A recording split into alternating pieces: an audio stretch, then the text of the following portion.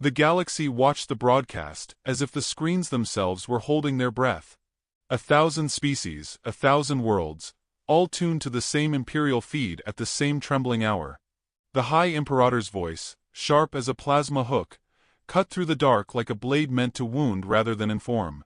The human woman General Elara North, age 34, has been executed for crimes against the Galactic Empire, he declared with a pride no one admired.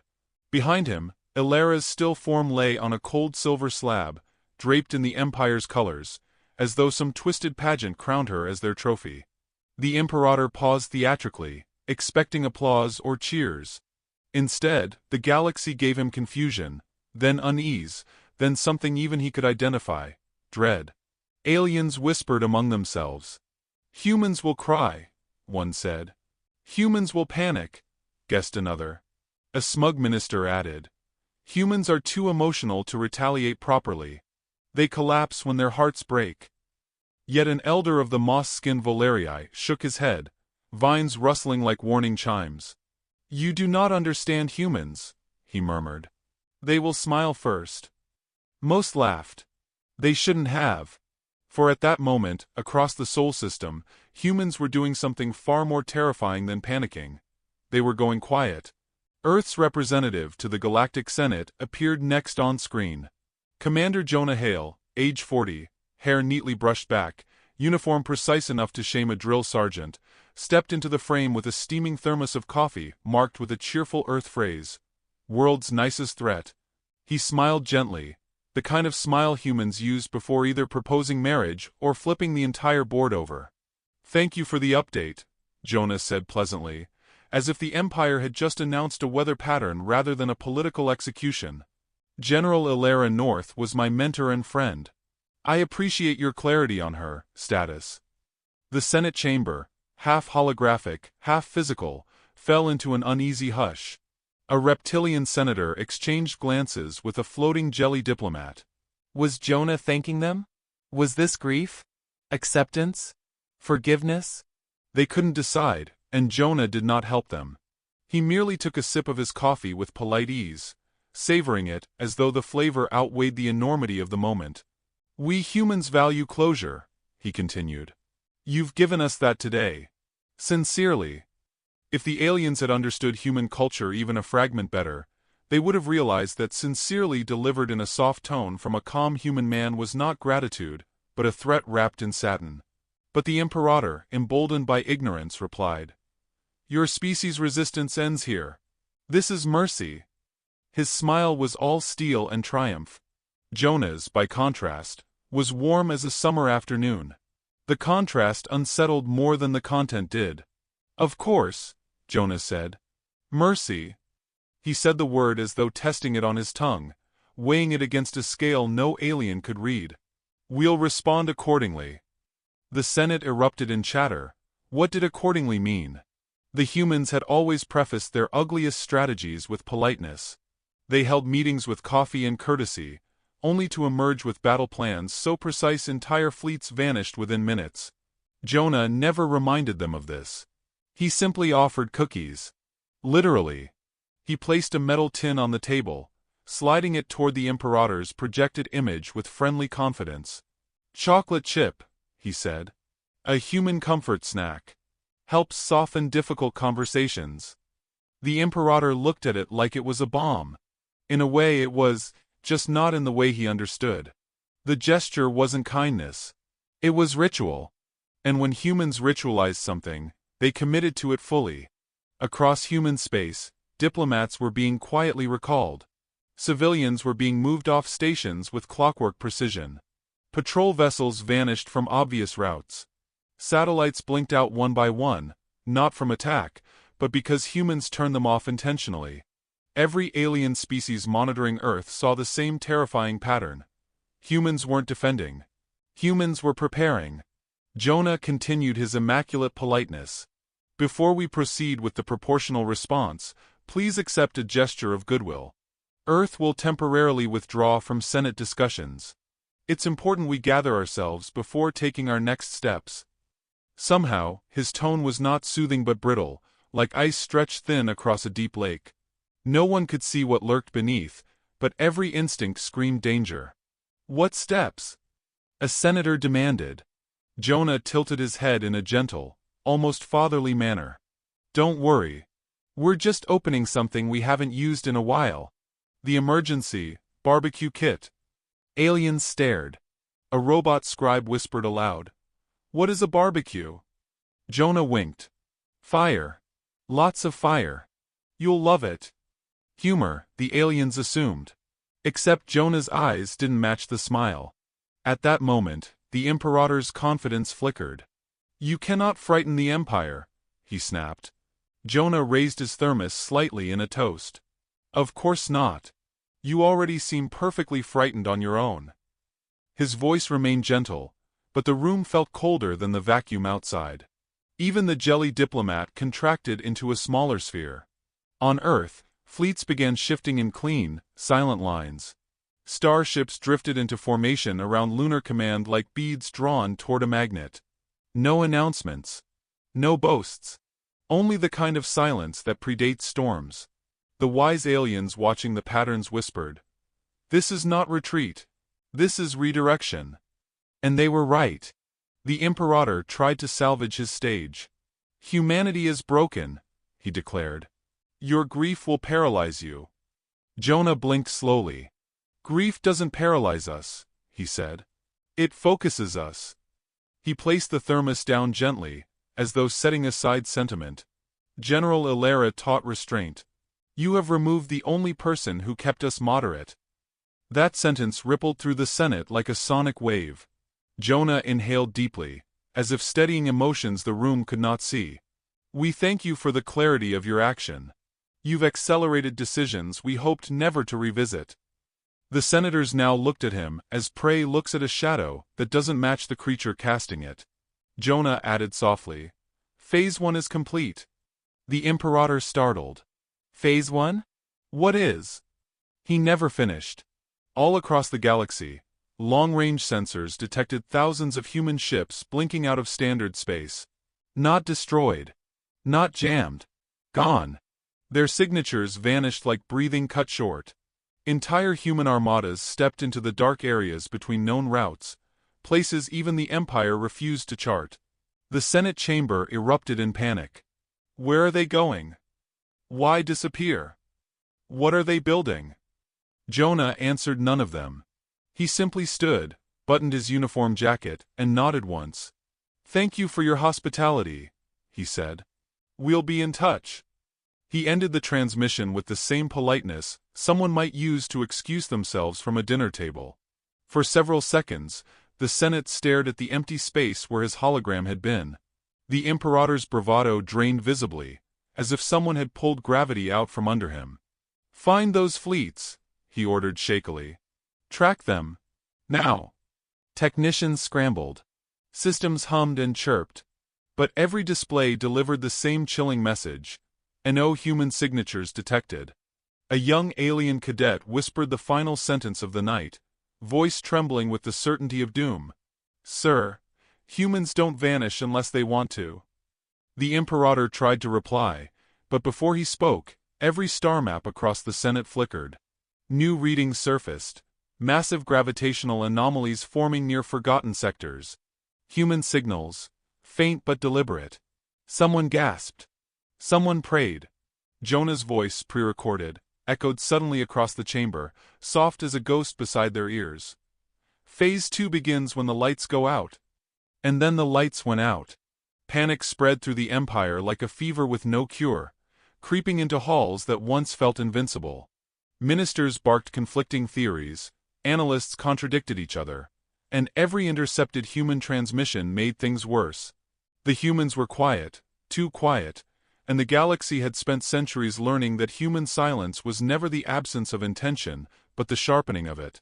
Ships vanishing into dark sectors, satellites going dark voluntarily, diplomats retrieving themselves without explanation. Everything pointed toward an incoming storm no one could predict. Yet most insisted hope remained, as though the absence of explosions meant safety rather than planning. The Valerii elder murmured that humans gather kindness the way predators examine bones. Thoughtfully, patiently, with intent no prey wants clarified. On a mid-tier Empire world called Heroin Station, Commander Jonah Hale stepped off a shuttle carrying a bright blue gift bag. Inside were items alien scholars were already panicking about: a bag of Earth-roasted coffee, a playlist chip of American country songs, and a hand-woven friendship bracelet labeled, "From Earth with Love." Officials lined up with stiff smiles, unsure whether this was diplomacy or mockery.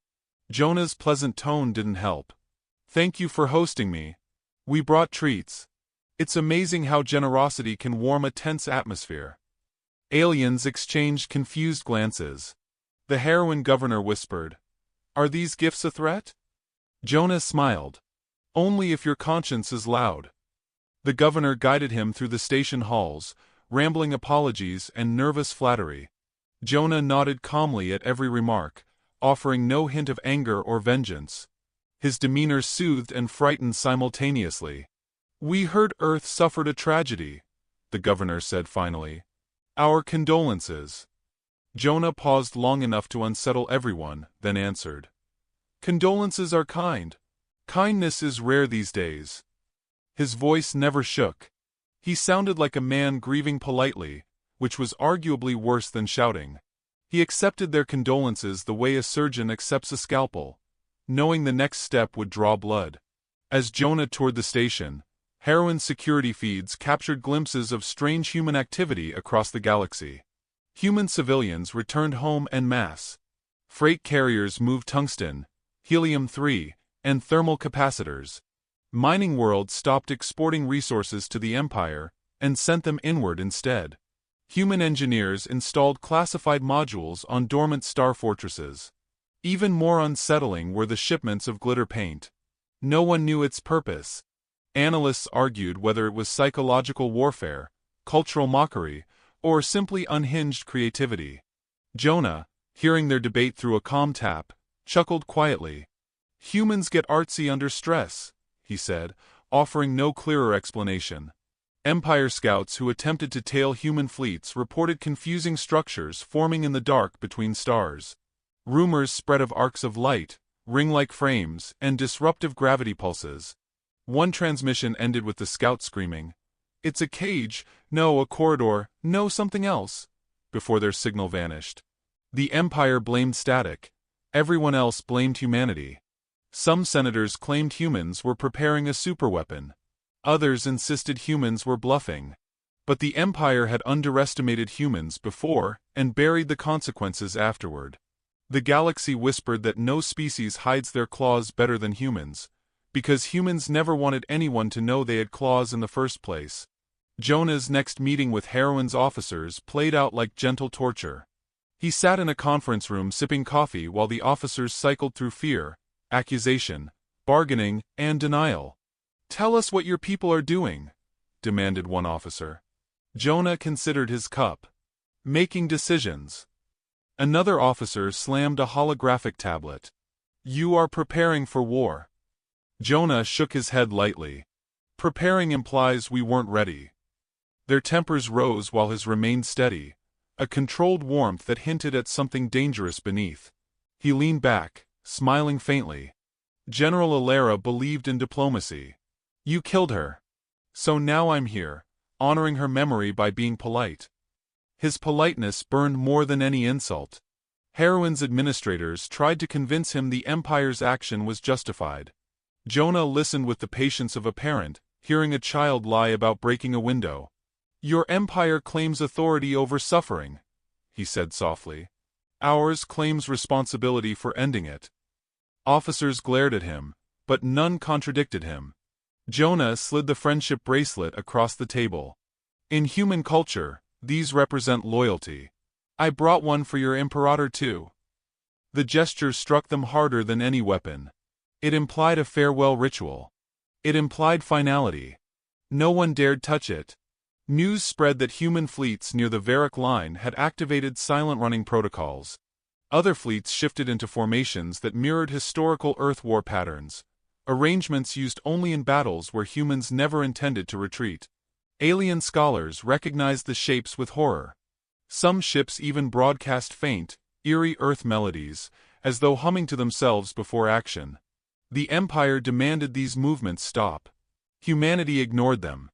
Jonah politely forwarded the Empire's complaints to Earth with a note. They're concerned. Should we reassure them? The silence that followed was worse than laughter. As Jonah prepared to leave Heroin Station, alarms blared across the Empire. Long-range telescopes detected a massive structure blooming in a forgotten sector. Its silhouette was enormous, ringed, architecturally elegant in a way no alien species recognized. The structure pulsed intermittently, each rhythm matching a pattern of human gravitic signatures. Quiet speculation erupted into terror when someone whispered the phrase no one wanted to consider. They're building a trap. Others argued it was a weapon. A few feared it was both. The galaxy leaned toward panic. Jonah stepped into the shuttle bay, pausing as the Heroin governor hurried to him. "Commander," the governor pleaded.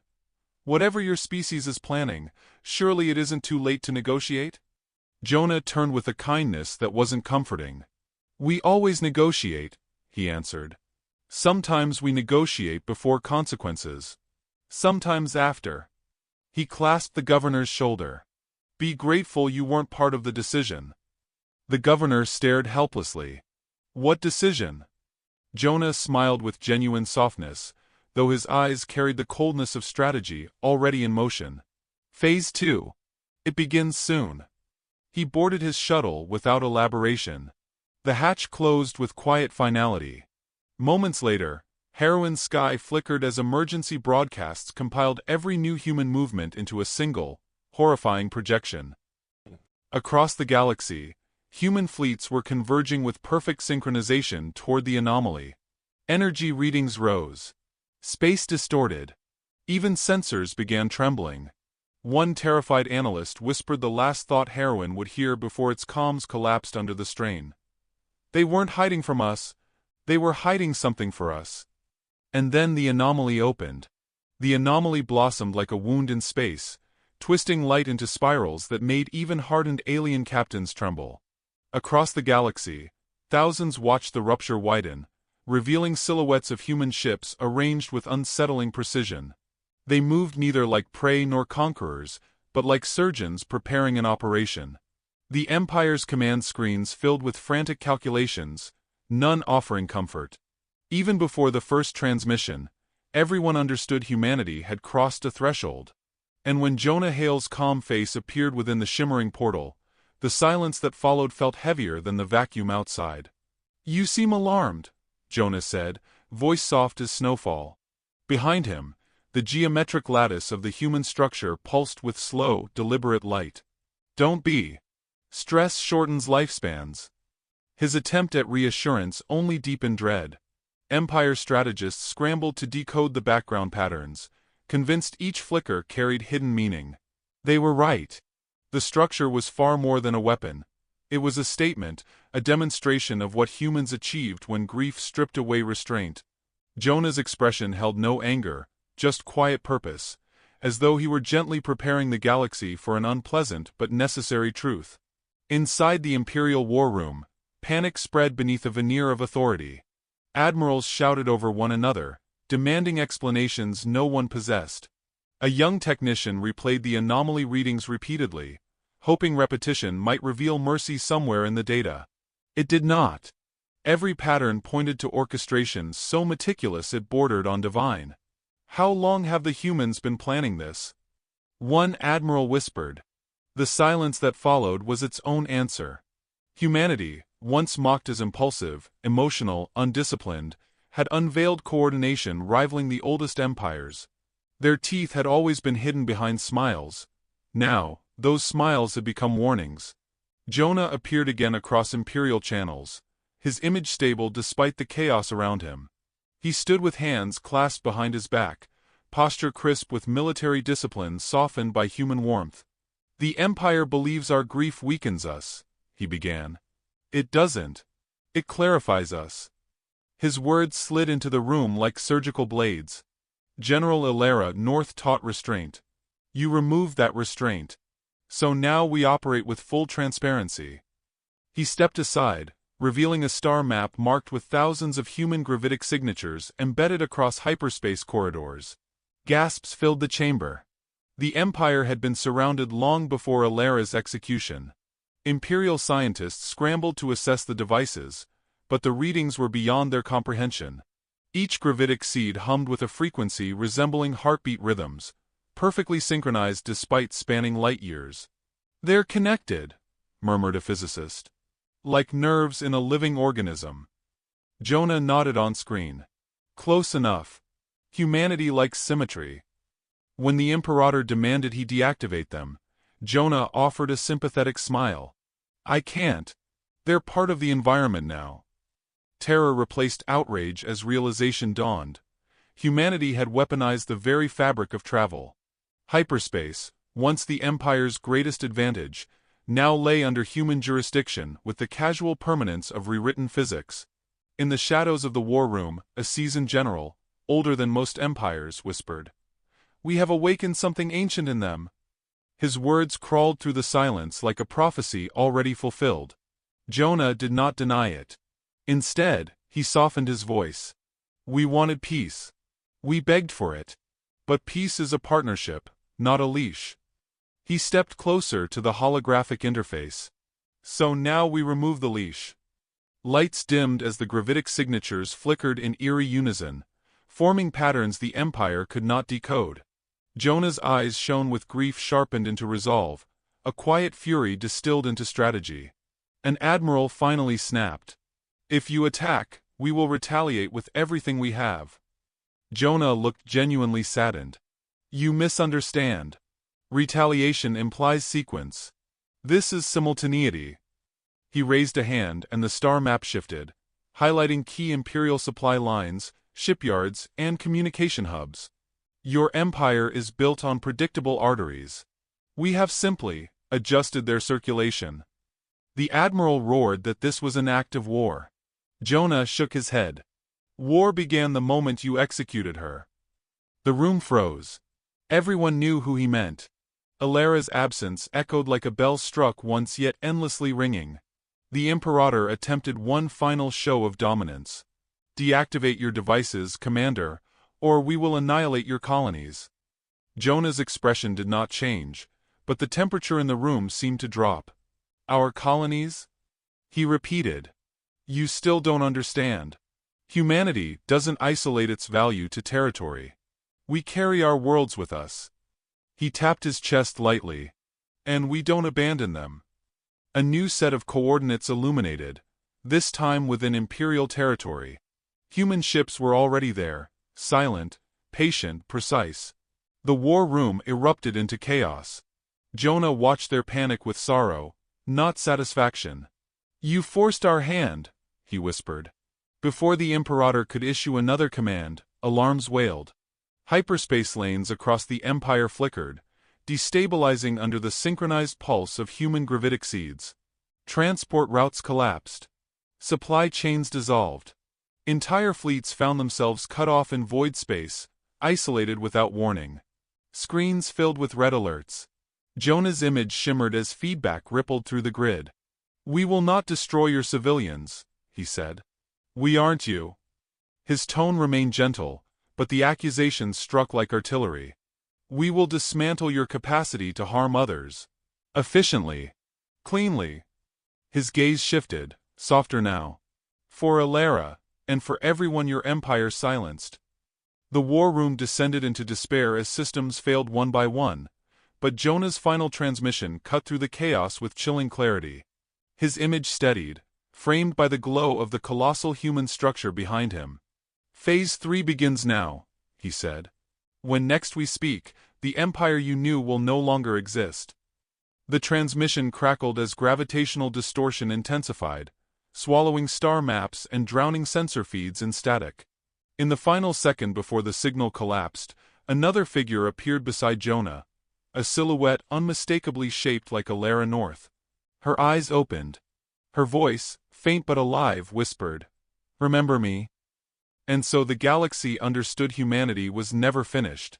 The galaxy felt smaller as the Empire's borders buckled under gravitational pulses that rippled like distant thunder. Each wave was controlled, measured, unmistakably human in its precision. Supply lines vanished. War factories flickered offline. Imperial dreadnoughts found themselves drifting helplessly in distorted space, unable to retreat or even scream for help. Yet there were no civilian casualties. No scorched worlds, no chaotic rampage.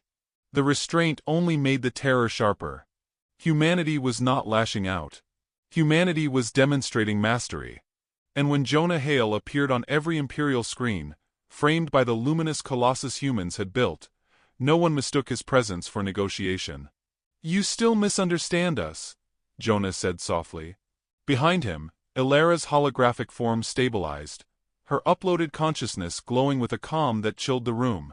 Imperial commanders stared, unable to reconcile the woman they'd executed with the presence, now standing beside the human tactician.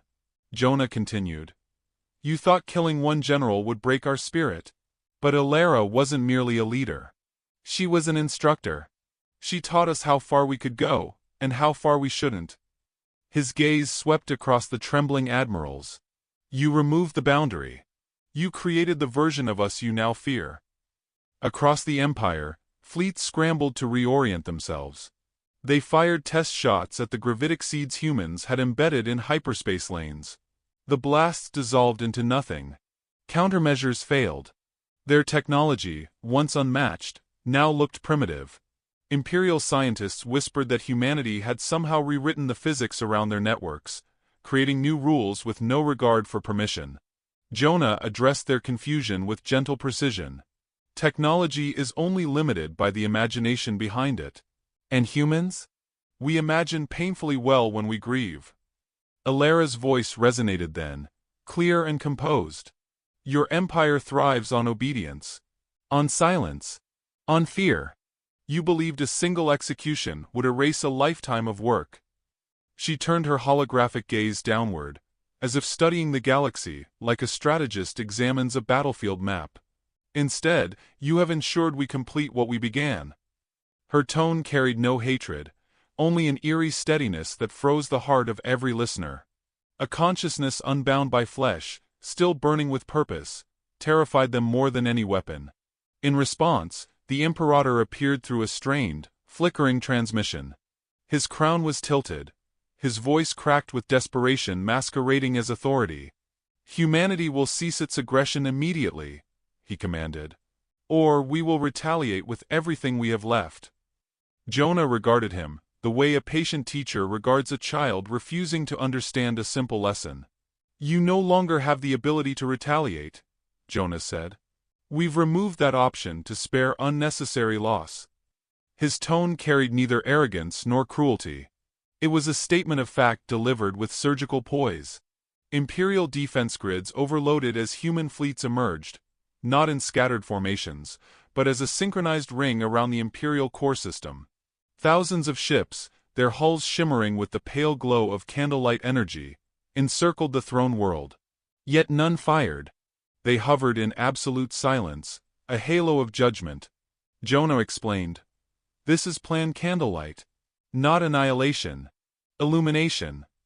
Light pulsed behind him as the giant human structure activated, bathing the system in a soft radiance that revealed every hidden weapon, every cloaked fortress, every secret facility buried under planetary crust. Nothing remained concealed. Candlelight didn't destroy, it exposed. Imperial soldiers faltered as their darkest secrets appeared across the sky like constellations of guilt. Worlds they'd subjugated demanded justice. Species long oppressed rose with sudden clarity. Entire fleets surrendered without human interference, overwhelmed not by violence but by truth. Jonah spoke quietly as Imperial society unraveled beneath the weight of its own reflection. "Your empire depended on shadows. We have simply removed the darkness."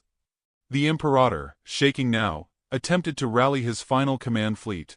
Ships accelerated toward the human encirclement in a desperate, reckless charge. For a brief moment, hope flickered in Imperial hearts, the kind born from denial rather than reason. But as the fleet closed in, Ilara extended a hand. The human structure flared with a single pulse. Not an explosion. Not a weapon. A gravitational sigh. The Empire's last armada froze mid-flight, held gently in place as if caught in invisible hands. Engines fired, lights flickered, but nothing moved. Ships hung suspended in a vast cosmic stillness. Elara spoke, her voice a whisper woven into starlight. Violence is unnecessary. You've already lost. Jonah stepped forward, the calm in his expression radiating more authority than any crown. We will dismantle your war machine, he told the Imperator. Piece by piece. With precision. Without spite. The Imperator finally broke, collapsing into his throne, as every monitor around him displayed helpless ships frozen under Candlelight's grip. Jonah continued. This is justice. Not vengeance. His voice held an ache, a softness that implied what victory had cost. Humanity could win wars, but losing Elara in body, not spirit, had marked them deeply. Human operatives deployed across the Imperial core, disabling command relay stations, and seizing control of military infrastructure. No bloodshed. No screams. Only swift, coordinated dismantling. Candlelight guided them like a map etched into the fabric of space. Within hours, the Empire's entire tactical network fell silent. Civilians watched in disbelief as human forces bypassed their homes, targeting only stations of oppression. For the first time in centuries, the skies above their worlds felt protective rather than threatening. Elara turned to Jonah, her expression softened by memory encoded in light. They feared our rage, she said. But they should have feared our discipline. Jonah's throat tightened. We learned it from you. Their exchange, brief yet profound, echoed across every display, a reminder that humanity's strength had never been in cruelty but in unity, forged from loss, anchored by loyalty. As the Imperator was taken into custody, he voiced one final question through trembling lips. Why spare us? Jonah's reply carried the triumphant calm of a species choosing its future, rather than repeating the mistakes of its enemies. Because mercy is power you never understood. And because the galaxy needs rebuilding, not ruins. Candlelight dimmed gradually, like the settling breath after a storm. Human ships lowered their weapons. The Empire, stripped of its machinery of dominance, stood exposed yet alive, ready to face judgment not from destruction but from truth. Jonah addressed the galaxy one last time, his voice steady and warm. Plan Candlelight is complete. Humanity extends its hand, not as conquerors, but as equals seeking peace earned through clarity. The screen faded on his final, gentle words. Thank you for your cooperation.